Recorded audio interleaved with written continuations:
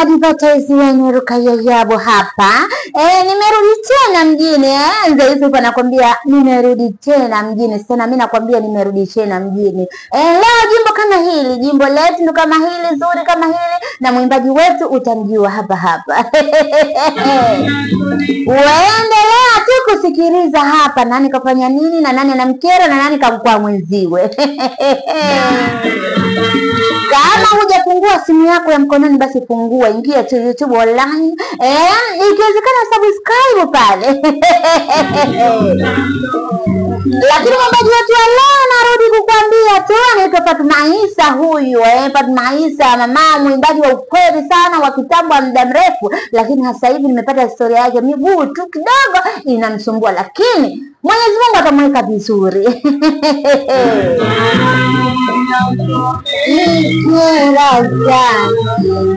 Sonalo kusambaza. Yana nakwambia kinachonikera sana.